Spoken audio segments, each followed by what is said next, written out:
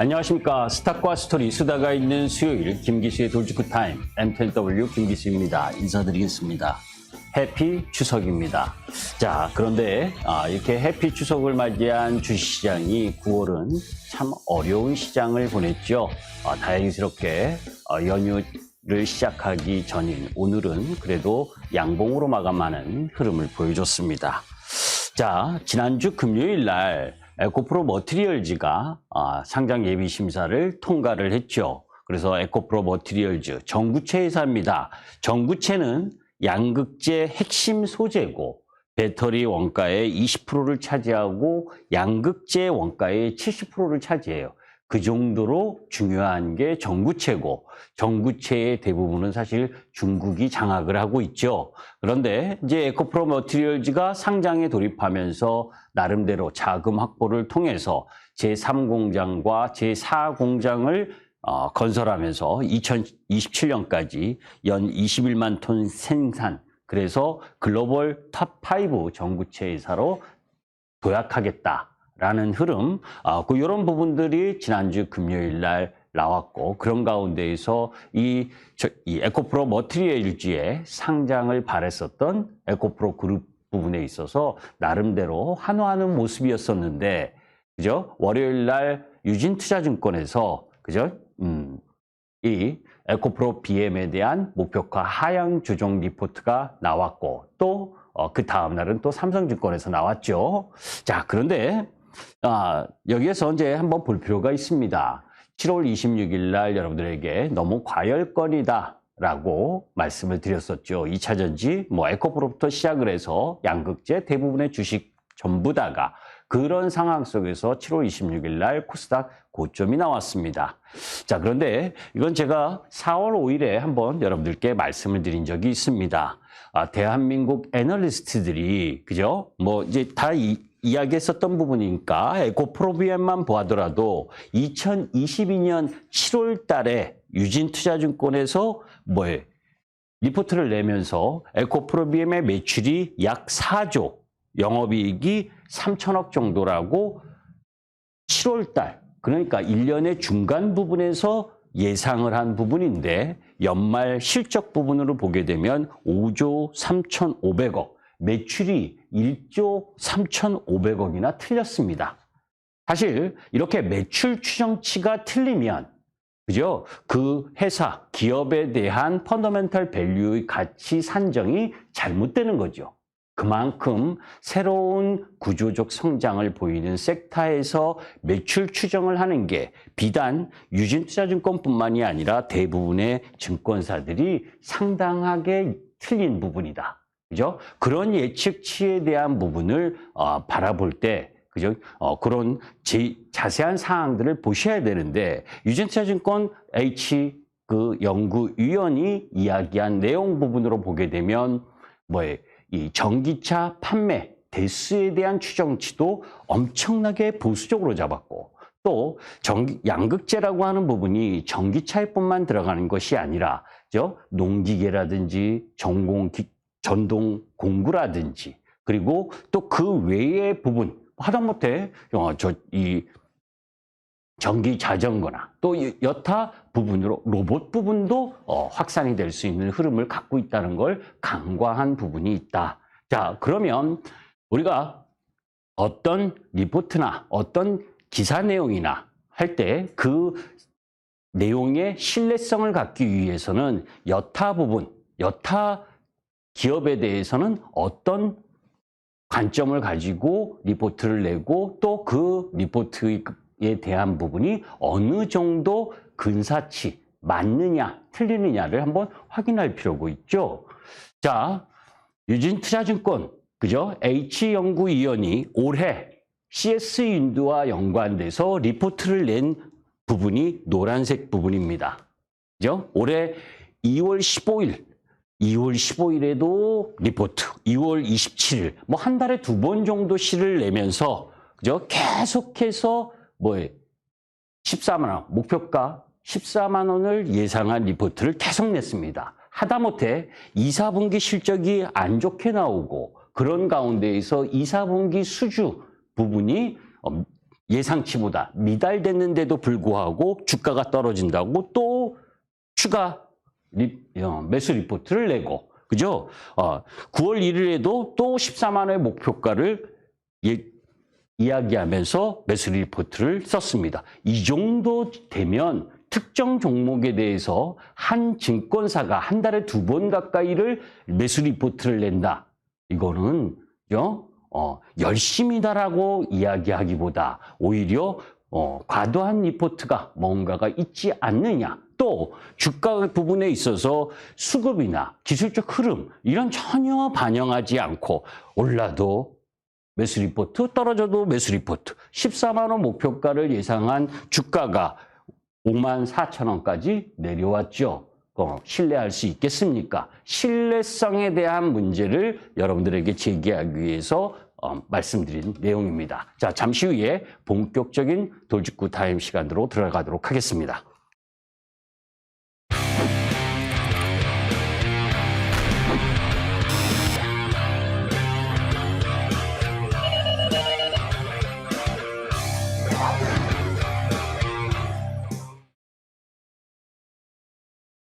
자, 9월이 시작하면서 여러분들에게 이 도표를 보여드렸었죠. 9월은 하락 확률이 높은 시장이다. 미국 시장에서. 그죠?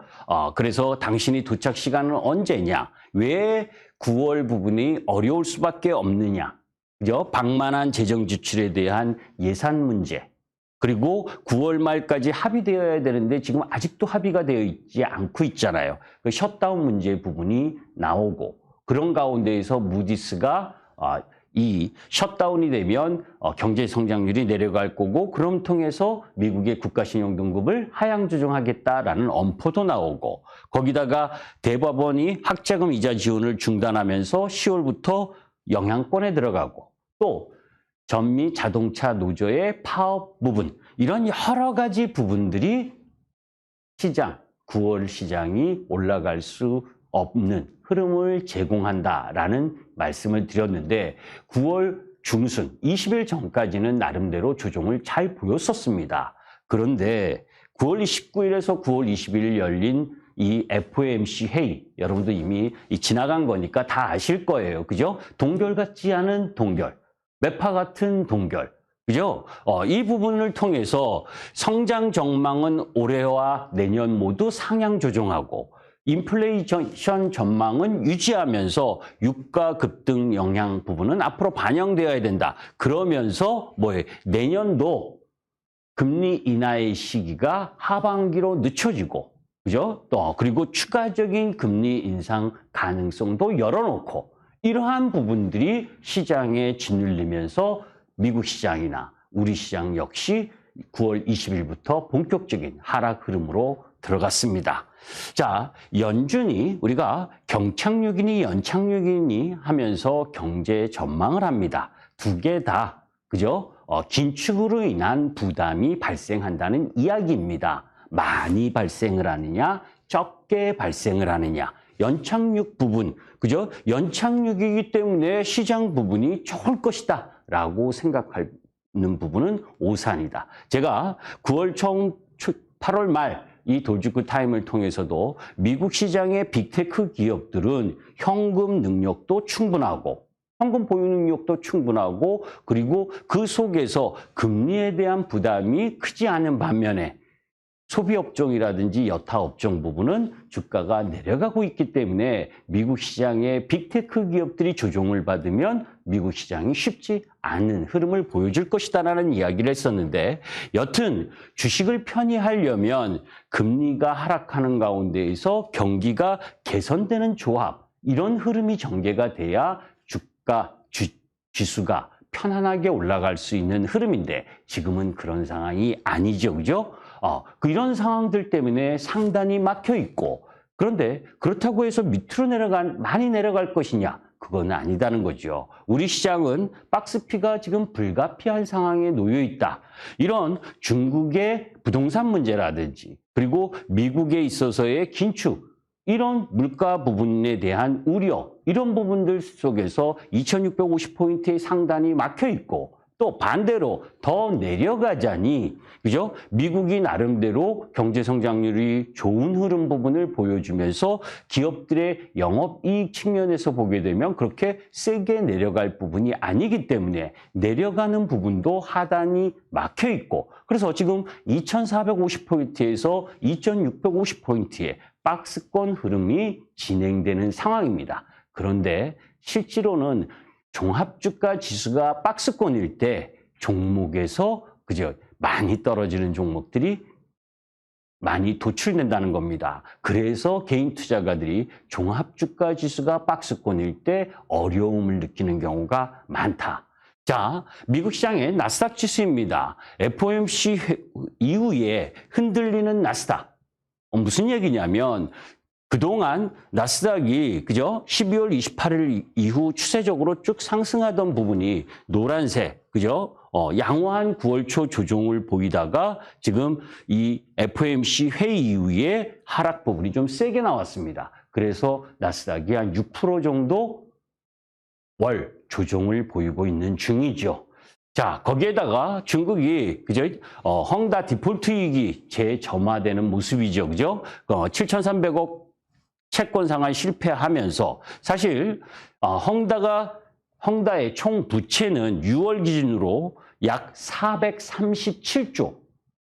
그죠? 엄청나죠. 그죠?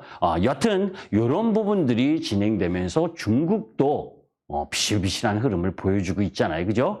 그런 상황 속에서 중국의 소비 부분을 기대한다는 건 그렇게 크게 바람직하지 않는 모습이고, 자, 여기서 이제 9월 30일 이번 주입니다. 그죠? 이 9월 30일까지 공화당과 민주당이 예산안 합의를 하지 않으면 정부의 셧다운 부분으로 들어가고, 이 리스크에 대한 생각으로 혹시 연휴를 편히 못 쉴까 봐 그죠? 이 자료를 가져왔습니다. 너무 신경 쓰지 마셔라. 아셨죠? 사실 이 셧다운 직전 S&P 500 지수를 보게 되면 이 셧다운 리스크 부분을 봤을 때 2주 전부터 시작을 해서 일주일, 그러니까 셧다운 시작 2주 동안의 하락 부분은 거의 그 셧다운하고 그 이후 2주에 만회되는 현상을 보였다는 겁니다. 사실 1976년 이후 총 22번의 셧다운이 있었는데 트럼프 정권 때 35일로 최장 기간의 셧다운이 있었습니다. 그럼에도 불구하고 실질적으로 시장 부분에 있어서 크게 하락한 부분이 아니라 오히려 그 우려 속에서 하락하고 실제로 셧다운이 진행되는 동안에는 만회하는 현상을 보였다는 거. 그래서 전체적으로 아까 처음 화면에서 보셨지만 9월보다는 10월이 더 나은 흐름으로 갈 수 있다는 걸 염두에 두시고 볼 필요가 있는데, 다만 그 이전의 상황하고 다소 차이가 있는 부분은 금리의 레벨단이 높다는 거. 금리의 레벨단이 높다라고 하는 부분은 금리 민감한 섹터 부분에 있어서는 부담으로 나타난다는 거죠. 그 부분은 이후 섹터 부분에서 말씀을 드리도록 하겠습니다. 거기에 사실 8월 그죠? 8월 말서부터 9월 초 부분에 있어서는 바이든이나 트럼프나 여론조사가 박빙이었습니다. 그런데 요 최근 여론조사에서는 바이든이 42%, 트럼프가 51%, 그래서 9%의 격차를 보이고 있습니다. 이거 왜 난데없이 왜 이 이야기를 하느냐? 물론 바이든의 단점은 그죠? 나이는 숫자에 불과하다는데 그래도 그죠? 치매성 양상을 조금씩 보였었던, 그래서 이 건강 이상설에 연루됐었던 바이든이기 때문에 나이가 부담인 거죠. 그죠? 여튼 이런 부분 속에서 왜 이 이야기가 중요하냐면 결국 이 셧다운과 예산안과 연관돼서 바이든이 추구하고 있는 IRA, 정책적인 흐름, 그 부분 속에서 트럼프에 의한 대통령 정권이 바뀌면 바이든이 추구했었던 정책 흐름에 변화가 생기지 않을 것이냐 하는 노이즈, 그게 전미 자동차 파업 노조 부분에 있어서의 서로 그죠? 노조 표 들려고 난리 부르스잖아요. 하다못해 바이든 대통령이 시위대에 마이크 들고 피켓 들고 그러면서 노조를 지지하는 양상까지 보일 정도로 그 정도로 흐름 부분들을 그 속에서 행여나 이 전기차의 전환 속도가 늦어질 것 아니냐라고 하는 부담까지 착용되면서 2차 전지의 약세 흐름이 지금 진행되고 있는 거거든요. 자, 그런데 사실 오바마 때 그죠? 오바마 케어라고 했었던 부분을 트럼프 집권해서 그것을 폐지하려고 무지했었지만 폐지 못했습니다. 한번 제정된 법 자체가 쉽게 바뀌지 않는 거고 표를 얻기 전과 표를 얻은 이후에는 틀려지는 거죠. 사실 전기차 전환의 속도가 미국이 그 전기차 전환 속도를 늦추면 경쟁 국가인 중국과 유럽, 우리나라 비롯한 다른 여타 국가들에게 경쟁에서 밀리는 겁니다. 구조적인 산업의 변화 부분을 대통령 하나 바뀌었다고 잘못한다면 그거는 대통령감이 아닌 거죠. 그죠? 표 얻을 때와 표 얻고 나서 틀린 것이 정치인이라고 하는 부분을 여러분들이 아셨으면 좋겠다. 자, 그런 가운데에서 우리나라 시장부터 한번 보도록 하겠습니다. 노란색이 박스권인 부분입니다. 이건 11시, 오늘 11시 아침 11시까지의 모습인데 조금 더 반등을 해줬죠. 우리나라도 9월 달에 조정을 잘 보이다가 그죠? 9월 20일 미국 시장의 FOMC 회의 이후 하락하는 흐름을 보여준 거고 코스피 기준, 코스닥 역시 그죠? 7월 26일 고점. 그게 뭐예요? 에코프로가 153만 원을 찍고 난리브루스의 2차 전지 흐름이 진행됐을 때 고점 이후 9월 20일 FOMC 회의 이후에 하락하면서 830포인트 근처까지 내려왔기 때문에 박스권 하단에 근접해 있다라고 보시면 됩니다. 그래서 너무 크게 시장을 우려할 부분이 아니다. 자, 그런데 시장이 그죠? 2134포인트 작년 9월 30일 날 종합주가 지수가 2134포인트의 저점을 찍고 반등을 하고 지금 조정을 받고 있습니다. 자, 그런데 카카오 보세요. 2월 14일 날 제가 에코프로 22만 1,500원일 때 에코프로는 싸고 카카오는 비싸다는 이야기를 했습니다. 그때가 카카오가 63,800원이었습니다. 지금 얼마인가요? 43,000원까지 내려오면서 52주 신저가 라인 부분을 내려오고 있는 모습이죠. 시장 지수보다 더 약한 흐름을 보여주고 있다는 겁니다. 게임주, NC소프트도 마찬가지. 그죠? 이게 월봉 모습입니다. 그죠? 시장 지수가 내려와서 아니 에코프로하고 2차 전지가 난리부르스 치면서 올라갈 땐 그네들 때문에 이런 쪽이 못 올라간다고 이야기를 많이 했잖아요. 그러면 지수가 조정이 나오고 2차 전지가 고점에서 고점 대비 반토막이 나는 흐름이 전개가 되는 이 타이밍에 이런 섹터들은 왜 저점을 깨는 걸까요? 그죠? 시장에 맞지 않는 흐름, 실적이 받쳐주지 않는다는 겁니다. 비단 이 플랫폼과 게임뿐만이 아닙니다. 그죠? 스튜디오 드래곤, 컨텐트리 중앙, 오늘 조금 반등을 하긴 했어도 그죠? 역사적인 저점 부분까지 내려오고 있고 이마트 실적이 안 좋은데 떨어지는 건 당연한 거지요. 주식이 순환매하면서 많이 떨어진 거 올려주는 시장 아닙니다. 성장성을 담보로 하고 실적이 저점이 나와야 올라가는 건데 그렇지 않으면 하염없이 떨어지는 것 또한 주식이다라는 겁니다. 효성화학주도 마찬가지죠. 중국 시장이 안 좋은 가운데에서 경기에 대한 부담, 저점도 경신하는 흐름을 보여주고 있잖아요. 전저점이 이탈입니다. 대우건설, 건설주 말도 많고 탈도 많은 대한민국 건설주. 그죠? 해외 건설, 러시아 우크라이나 전쟁 끝나기만 바라고 있는 건설주. 모멘텀이 없는 흐름 부분에 저점 부분을 이탈하려고 하는 움직임. 주식 사놓고 제사 지내면 안 된다라는 걸 보여주는 거죠. 반면 에코프로부터 시작을 해서 2차 전지 조정을 받고 있습니다. 그죠? 왜? 10만 원에서부터 153만 9천 원까지 1,400%가 올라갔다가 그것에 대한 월봉 조정을 보여주고 있는 겁니다. 그죠? 당연히 과열을 시키는 과정이 진행되고 있다. JYP 엔터 부분입니다. 그죠? 2달 동안 과열을 시키는 과정. 또 있죠. SDV, 현대오토웨이버. 지난번에도 여러분들께 말씀드린 것처럼 18만 원 이하에서는 다시 공략을 해도 된다. 그죠? 현대오토를 비롯한 칩셋 미디어부터 텔레칩스 이런 유형의 종목 부분들은 그죠? 눌림목 라인 매수해야 되는 부분이고 LX 일렉트릭, 효성중공업, 재룡전기, HD 현대일레 이 부분도 두 달 과열을 해소하는 거잖아요. 실적이 있는 섹터 부분들이 과열을 시키는 과정은 매수의 기회인 겁니다. 자, 반복되는 연말 계절성 개인 대주주 한도 세금 회피성 매도가 12월에 나오곤 합니다. 그죠? 그런데 사실 올해 코스피 기준으로 보게 되면 최고까지 올랐었던 게 20%인데 지금 다 까먹고 10% 정도 상승해 있는 상황이고 코스닥이 40% 정도 올해 최고점 7월 26일 날 40% 올랐었는데 지금 반 까먹고 20% 정도입니다. 그죠? 그런 가운데에서 양도성 매물이 흘러나올 수 있는 부분은 충분히 있어요.